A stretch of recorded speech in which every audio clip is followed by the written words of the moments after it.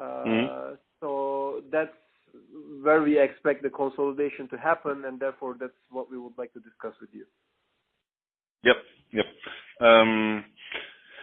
So we can start with MediaMarkt and Saturn. So if you look back about 20 years in Germany, then there was a massive advertising campaign, and there were two companies. There was MediaMarkt and Saturn, and they were battling against the customers, and almost nobody in Germany knew that these are two companies under the same roof. But it was really, they were really unique. So we didn't have these supermarkets for electronics. They were new, so the people really liked it. And then there was one, we call it guides, so that they would say, okay, we are the most price aggressive ones. That was MediaMarkt. And Saturn was didn't have this approach. They were also cheap, but it was especially MediaMarkt who said to the client, we are the cheapest. And that was true because there was almost no sales via the internet. Then we had these stores. The concept in Germany was that the owner of the store, the manager, had 50%. So we had strong entrepreneurs. It was a good way to expand the business, to grow very fast, because it didn't need so much capital, as you have the owner or the managing director of the MediaMarkt store was owning 50%.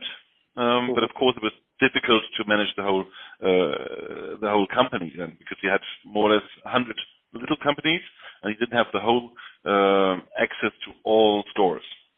So this was the lucky years of MediaMarkt and Saturn, and then of course the internet came up. They were helpless. You had some bankruptcies, so there was no service, there was no proposition. Why should I go there? Then we had a phase, and of course the margins were very low. And you saw some bankruptcies, and because you can buy a lot of things cheaper via the internet. Then they had an idea. If we take I think it's a good idea to talk about in the marketing campaigns. And then they came up with the new idea and said, okay, we have to be the cheapest again. So they made an official campaign saying, if you go to the store, you can check the prices online, and we'll give you the cheapest price. This rests for about 3 months, but this couldn't work. And this shows very good the difficulty of the business model. Because if we both now decide, okay, we're going to sell washing machines via the internet. So we go to a platform, we build our web page, and tomorrow we can sell washing machines. And we don't want to earn a lot of money. We have no infrastructure. We do it in the evening.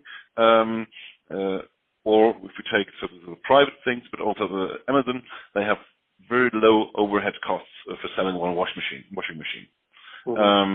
And this was the very big. It took about some years.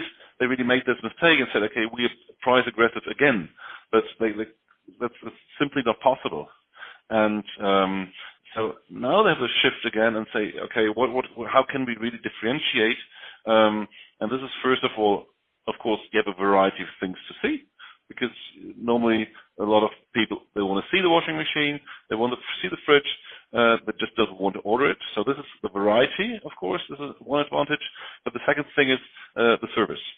So if I sell it via the internet, and who's going to install it for me? And this is now, they say, we offer you all service for your products. And so this is now the idea how to differentiate. But of course, it's the business model itself is difficult because it's really threatened by the substitution of Amazon and others.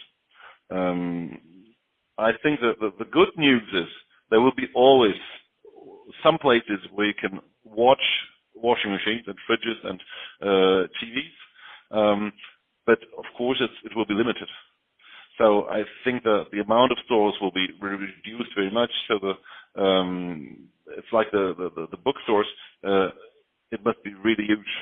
So then the people say, okay, I have the variety, I get the service, so this makes sense.